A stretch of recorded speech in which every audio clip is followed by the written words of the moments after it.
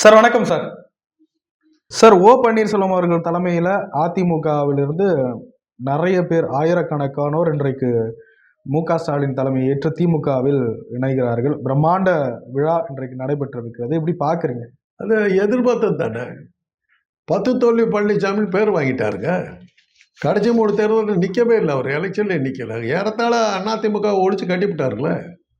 இரட்டை இலையை வச்சுக்கிட்டு 10 தடவை தோக்கிற அளவுக்கு அந்த இரட்டை இலையை குப்பை இலையை மாற்றின ஆசாமி அவர். கடைசியாக நடந்த எந்த தேர்தலையுமே அவர் ஜெயிக்கவே இல்லை. கடைசி 3 தேர்தலில் நிற்காம விட்டுட்டார். அப்புறம் தொண்டை கட்சியில் இருந்துட்டு என்ன பண்ணுவான்? ஒரு கட்சியில் எதுக்காக இருக்கிறான்? மக்களுக்காக போராடுறோம், நம்முடைய கட்சி ஆட்சிக்கு வரும், நம்ம அதை வச்சு நம்ம வயிற்று பொழப்பையும் கவனிச்சுக்கலாங்கிறதுக்காக தான் கட்சியில் தொண்டர்கள் இருக்காங்க. நீங்கள் எலெக்ஷனில் நிற்க மாட்டாங்க, ஜெயிக்கவும் மாட்டீங்கன்னாக்கா அப்புறம் உங்கள் பின்னாடி யார் இருப்பா? பன்னீர்செல்வம் எத்தனை தடவை கேட்டார், நாங்கள்லாம் சேர்றேன்ப்பா, எல்லாம் ஒன்றா சேர்ந்து இருக்கலான்னாரு. துரோகிகளுக்கு இடம் கொடுக்க மாட்டேன், துரோகிகளுக்கு இடம் கொடுக்க மாட்டேன். எதுக்காக சொன்னேன்? இன்றைக்கி அவங்கெல்லாம் போயிட்டாங்க. கடைசியில் ஒண்டியால் தன்னந்தனியாக நிற்க தனித்தலைமை தனி கட்சி அப்படின்னுட்டு இருந்தார். தனித்தலைமை ஆகிட்டார். இவர் தவிர கட்சியில் யாருமே இல்லை. அந்த அளவுக்கு படு மோசமாக போயிடுச்சு நிலைமை. அப்புறம் பேசி என்ன பண்ணுறது? அதனுடைய விளைவு தான் இன்றைக்கி பன்னீர்செல்வம் பண்ணி சரி திமுகவுக்கு போய்டுவோம், அவங்க ஆட்சிக்கு போய்டுவோம்னா தாய் கழகத்தில் இணைந்தேன்றாங்க. முடிஞ்சு போச்சுங்க. 1000 இருந்தாலும் அதிமுகவுடைய கொடியில் அண்ணா தானே இருக்கார். அண்ணா தானே திமுகவுக்கு இருக்கார். ஒரே தலைவன் தானே. கலைஞரா எம்ஜிஆரான்னு அந்த தகராறில் பிரிஞ்சது தானே அவங்க. இன்றைக்கி எம்ஜிஆர் இல்லை, கலைஞரும் இல்லை. ஸ்டாலின் 2 பேர்த்துக்கு சேர்த்து ஒரு உருவமாக எம்ஜிஆரும் கலைஞரும் சேர்ந்த அண்ணா 3 பேர் சேர்ந்த தலைவராக காட்சி கொடுக்குற அத்தனை பேரும் போயிட்டாங்க. இபிஎஸ் இல்லையா? அப்படியே இபிஎஸ் அப்படி இல்லையா? யார்? இபிஎஸ் எடப்பாடி பழனிசாமி அவர்கள் அப்படி இல்லையா? அவர் அப்படி இருந்திருந்தாக்க 10 தடவை தோக்க வேண்டிய அவசியம் இல்லையே. ரெட்டையிலே தான் கையில் இருந்தது. நிர்வாக குழு உறுப்பினர்கள் இருந்தாங்க, செயற்குழு உறுப்பினர் இருந்தாங்க, இவங்க எம்எல்ஏக்கள் அத்தனை பேர் இருந்தாங்க. அத்தனை பேரையும் கையில் வச்சுக்கிட்டு தலைமை கழகம் எல்லாமே கையில் வச்சுக்கிட்டு 10 தடவை தோக்குறாரு. கடைசி 3 தடவை எதையோ காரணத்தை காட்டி தேர்தலை புறக்கணிக்கிறதுன்னு சொல்லிட்டு நிற்காம விட்டுட்டாரு. அப்புறம் என்ன பண்ண சொல்கிறீங்க? கட்சியை அடிச்சு விட்டாரு. அதிமுகங்கிறது இன்றைக்கி இல்லை, இருந்தது ஒரு காலத்தில், அவ்வளோதான், முடிஞ்சு போச்சு. இன்றைக்கி அது அமித்ஷா திமுக மாதிரி அதுக்கு அந்த அமித்ஷா கிட்ட கரைஞ்சி போயிடுச்சு, அவ்வளோதான். இப்போ அதிமுகவில் இருக்கிறவர்கள்லாம் இனி ஸ்டாலின் தான் நமக்கு அப்படின்ற மாதிரி வந்துகிட்டு இருக்காங்க. இன்னைக்கு இருக்கிற நிலைமையில சாலிடாக நிற்கிற தலைவர் அவர் தாங்க இருக்கிறாரு. இன்றைக்கி அவர் பேசுறது என்ன? நீங்கள் உங்களால் தூக்கி பிடிச்சிக்கிட்டு இருக்கிற அந்த விஜய் என்ன சொல்கிறார்? அவங்க 1000 ரூபா தான் கொடுத்தாங்க, நான் 1500 கொடுக்குறேன். ஆக அவங்க கொடுத்ததுக்கு மேலே தான் நான் கொடுக்குறேன்னு தான் சொல்ல முடியுது. அப்படியே அவங்க கொடுக்கலன்னு சொல்ல வரலையே அவரால். ஆக ஏற்கனவே அவர் செஞ்சதுக்கு மேலே அன்னைக்கு இருந்த விலைவாசிக்கு அவர் கொடுத்தாரு, இன்றைக்கி இருக்கிற விலைவாசிக்கு நீ ஏற்றி கொடுக்குறேங்கிற அதுதான் ஏற்கனவே செஞ்சது தானே. அது 1000 தான் ஜஸ்டிஸ் பார்ட்டி சத்துணவு போட்டாலும் கூட நடுமுதல் நிறுத்தப்பட்டதை ரிவைவ் பண்ணது காமராஜர். அதனால தான் கல்வி கற்க வந்ததுக்கு சோறு போட்ட அவர் காமராஜருங்கிற பேர் கடைச்சோல் நின்றது. உண்மையை சொல்ல போனாக்க சுப்பராயல் நாயுடுங்கிறவர் தான் சத்துணவு போட்டார். படிக்கிறதுக்கு நான் சோறு போடுறேன் அப்படின்னார். அது அந்த சோத்துக்கு ஆசைப்பட்டு போனவன் போய் படித்தவன் பெருசாக வந்தான். அது காங்கிரஸ் ஆட்சிக்கு வந்தபோது அதை நிறுத்தினாங்க. அதான் காமராஜர் அதை திருப்பி கொண்டு வந்தார். அதனால் திருப்பி கொண்டது தான் காமராஜர் வழியாக அவர் கொண்டு வந்த திட்டம் இல்லை அது. அதை பிடிச்சவராகிறது எம்ஜிஆர். அது அந்த டாபிக் வேணும். இப்போ ஸ்டாலின் பக்கம் போயிருக்கிறதுனால அதிமுகவுடைய அந்த அடிப்படை விசுவாசிகள், அடிப்படை தொண்டர்கள் போவாங்களா? அடிப்படை தொண்டர்கள் என்னைக்கோ போயிட்டாங்க. ஏங்க எலெக்ஷன்ல நிற்க மாட்டேங்காக ஓட்டு போட்டவங்க சார் போட்டாங்கங்க. எம்ஜிஆர் ஆட்சிக்கு வருவார், எம்ஜிஆர் அதை செய்வாருங்கிற நம்பிக்கையில் போட்டாங்க. ஜெயலலிதா ஆட்சிக்கு வருவாங்க, செய்வாங்க நம்பிக்கையில் போட்டாங்க. நிற்கிற எலெக்ஷனில் தோற்று போயிட்டேன். தோற்று போனதுக்கப்புறம் உன் பின்னாடி யார் வருவா? ஒரு தடவை ஜெயிக்க வேணாம், ஒரு சின்ன தேர்தலையா எதுலையாவது ஒரு ஆறுதலுக்காவது ஒரு பஞ்சாயத்து தேர்தலில் ஜெயிச்சிருக்க வேணாம். எப்போதுமே தேர்தலையும் சரி விளையாட்டு போட்டிகள்லையும் சரி வெற்றிகள் தாங்க நிர்ணயிக்கும். வெற்றிக்கு வரலன்னாக்கா நீங்கள் காணாம போயிடுவீங்க. எடப்பாடி பழனிசாமி அவர்கள் இவ்வளவு இருந்தும் கட்சியை ஒரு பக்கத்தில் கைப்பற்றிட்டாரு. கட்சியை வச்சு இனியும் ஒன்றும் பண்ண முடியாதுன்னு நினைக்கிறீங்களா? கட்சியை வச்சு தன்னை வளர்த்துக்கிட்டாரு ஒளி வேறு என்ன பண்ணார்? அவர் சௌகரியமாக இருந்ததை தவிர வேறு என்ன சாதிச்சார்?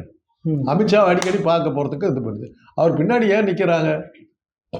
அமித்ஷாவினுடைய கையில் இருக்கின்ற அமலாக்கத்துறை மூலமாக நம்ம வீட்டில் ரெய்டு வராமல் தப்பிச்சுக்கலாங்கிற நம்பிக்கை இருக்கிறவங்க தான் பழனிசாமியோட இருக்காங்க. இல்லாட்டி போனால் நம்ம பழனிசாமி கூட யார் இருப்பா? அதை தெரிஞ்சுட்டு தான் அவர் அமித்ஷா சொன்னதெல்லாம் பேச்செல்லாம் கேட்டுட்டு இது பண்ணிட்டு இருக்காரு. அவருடைய சர்வைவல் கட்சி விற்று விட்டார். கட்சியை விட்டு வெளியே போனவங்கெல்லாம் திருப்பி வந்து சேர்றாங்கன்னாக்கா நம்ம கட்சிக்கு உறுதியாகும், பழைய மாதிரி ஸ்ட்ரென்த் வந்துடும், பழைய மாதிரி ஜெயிக்கலாம் அப்படிங்கிற எண்ணம் அவருக்கு வரலையே. துரோகிகளை சேர்த்த மாட்டேன்னு சொல்லி எல்லாத்தையும் துரத்தி அடித்தா எல்லாம் சரி நாங்கள் துரோகியாக இருக்கிறோம், நாங்கள் தாய் கழகத்துக்கு புறன்னு போயிட்டாங்க. இப்போ அம்போன்னு தன்னந்தனியாக திருவிழாவில் காணா போன குழந்தை பேர் நிற்கிற நீ இப்போ. இது எடப்பாடி பழனிசாமி அவர்களுடைய இயலாமையினால வெளியில் வந்ததுன்னு பார்க்குறீங்களா, இல்லை ஸ்டாலின் அவர்களுடைய சாமர்த்தியம்னு பார்க்குறீங்களா? ரெண்டையும் தான் எடுத்துக்கணும். இவருடைய இயலாமைக்கு இது காரணமாக இருந்ததுன்னா அவங்க வேற கட்சி கூட போகலாமே. போகாமல் ஏன் ஸ்டாலின்கிட்ட வர்றாங்க? அது ஸ்டாலினுடைய சாமர்த்தியத்துக்கு தான் போகுது. ஒன்றும் உங்களுக்கு அக்செப்ட் பண்ணுறதுக்கு மனசு இல்லை, என்ன பண்ணி தொலைகிறது? என்ன பண்ண மாட்டேன். 10 கட்சி இருக்குதுங்க, எல்லாத்தையும் விட்டுட்டு ஏன் ஸ்டாலின்கிட்ட வர்றாங்க? எப்போவுமே பசியுள்ள இடத்துக்கு தான் போவாங்க. அங்கே போனால் நமக்கு லாபம் இருக்குன்னா தான் போவாங்க. இல்லை, ஜெயலலிதா அவர்கள் காலத்துலையும் எம்ஜிஆர் அவர்கள் காலத்துலையும் பெரிய தலைவர்கள்லாம் வந்திருக்காங்கல்ல. அது அப்போ இருந்தது தலைவர்கள் ஈக்குவலாக இருந்தாங்க.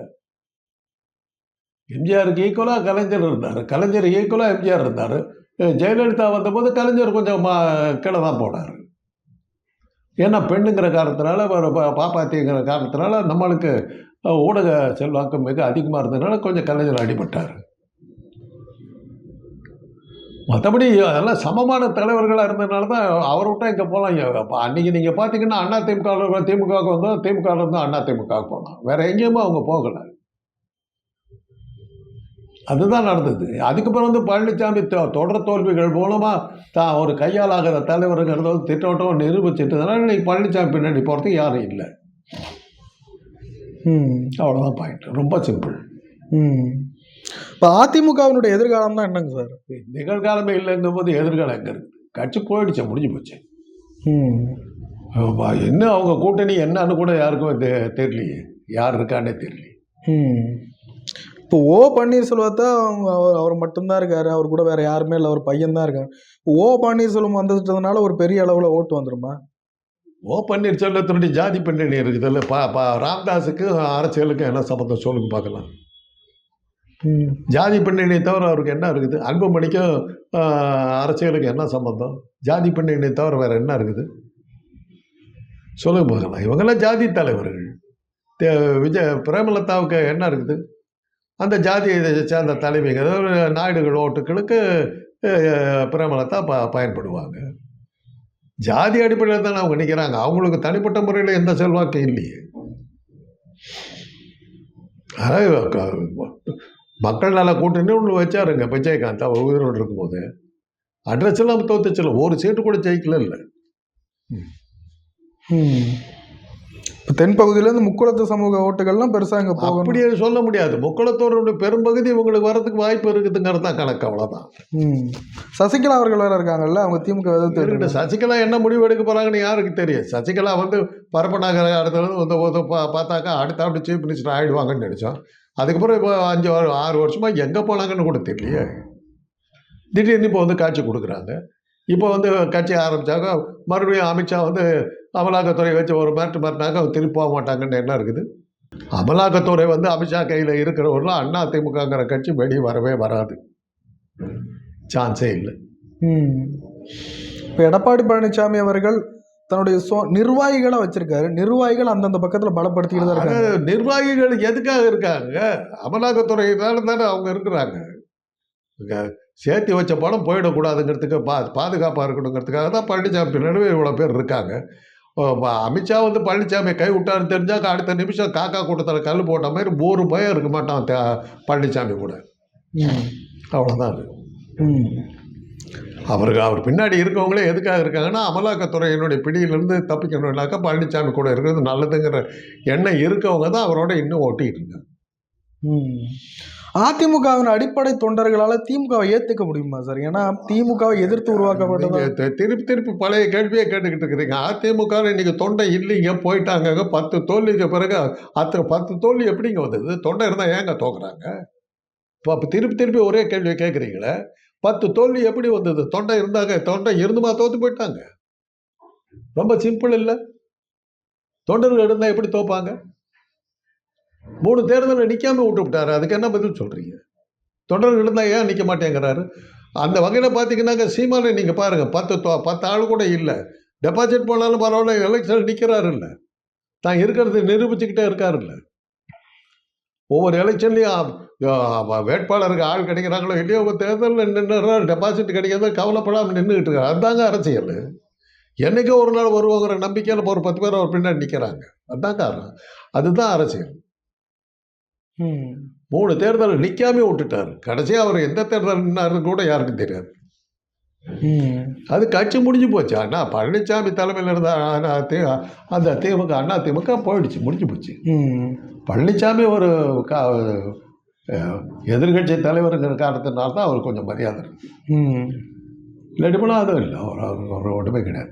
ஒரு காலத்தில் கலைஞரோட திமுக முடிஞ்சு போச்சு, அதுக்கு பிறகு யாரும் நிற்க முடியாதுன்னாங்க. இப்போ ஸ்டாலின் எப்படி நடத்திக்கிட்டு இருக்காருன்னு நினைக்கிறீங்க சார்? தெரியாது, எனக்கு தெரியாது.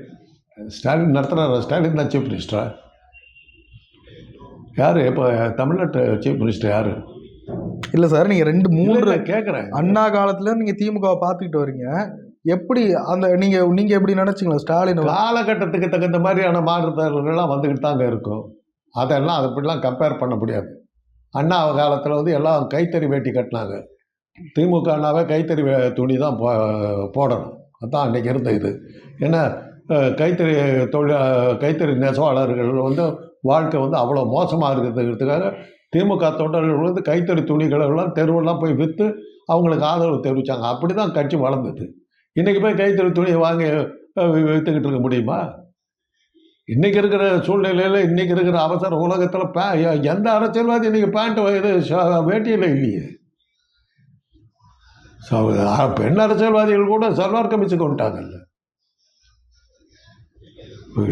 அப்படி காலம் மாறி போச்சு. இன்றைக்கி வந்து உடைகளை பார்த்து இன்றைக்கி யாரும் ஓட்டு போடுறதில்ல. காமராஜரை பற்றி சொல்லுவாங்க, ரஷ்யாவுக்கு போகும்போது கூட அவர் வந்து ஓவர் கோட் போடாமல் போனாருப்பாங்க. அது எளிமை இல்லை.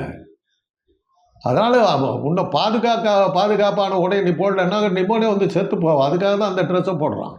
அது லக்ஸுரி அல்ல, அது வசதி அல்ல, அது தேவை. உடம்பை பாதுகாக்கிறதுக்கு போடுற உடை. அதை வந்து அரசியலாக்குனாங்க. பாருங்க, காமராஜர் ரஷ்யா போகும்போது கோட்டு போடாமல் போனார் அப்படின்னு. அது அறிவியல் பூர்வமாக பார்த்தா பண்ணது தவறு. அந்த குளிரில் வந்து அந்த நெஞ்சில் வந்து அந்த காற்றை அடிச்சிருந்ததுன்னா நிம்மதியாக வந்ததுன்னா அன்றைக்கி அவர் போய் சேர்ந்துருப்பார். இதெல்லாம் வந்து எளிமையின் சின்னம்னு காட்டிக்கிட்டு இருந்தாங்க. அதெல்லாம் இன்றைக்கி கிடையாது. காந்தி அப்படி தான் ஏமாத்தினார். தமிழ்நாட்டில் விவசாயி வந்து சட்டை போடுறவனு நான் போட மாட்டேன்னு சட்டையை கழட்டினார். Negative thought. நான் போட்டிருக்கிற மாதிரி சட்டையை வந்து ஏழை விவசாயி போடுற வரலும் நான் போராடுவேன் போட்டதாக்கா அது பாசிட்டிவ். என்ன மாதிரி அவனும் வசதியாக இருக்குன்னு நினைக்கணும். அதை விட்டுட்டு அவன் உன்ன மாதிரியே நானும் சட்டையை கட்டி விட்டு போகிறேன்னு போனார். Negative thought. ஆனால் அதை செஞ்சதுக்கு அன்றைக்கி இருந்த ஊடகங்கள்லாம் தூக்கி அவர் தலையில் தூக்கி வச்சுக்கிட்டு ஆடினாங்க. தவறான போக்கு. நேருடைய 5 ஆண்டு திட்டங்களை வந்து ரஷ்யாவை பார்த்து போட்டார். அது சரியாக நம்ம ஊருக்கு அது சரிப்பட்டு வராது. நமக்கு இருக்கிறது வந்து மக்கள் தொகை அவ்வளோ பெருசாக இருக்குது. மக்கள் சக்தி அவ்வளோ இருக்குது. அந்த மக்கள் சக்தியை பயன்படுற மாதிரி தொழில்களை தான் நம்ம அங்கே ஆரம்பிச்சிருக்கணும். அதை விட்டுட்டு கனரக தொழில்களுக்கு போனார் அவர். எல்லாமே ஆட்டோமேட்டிக்காக செய்கிறது.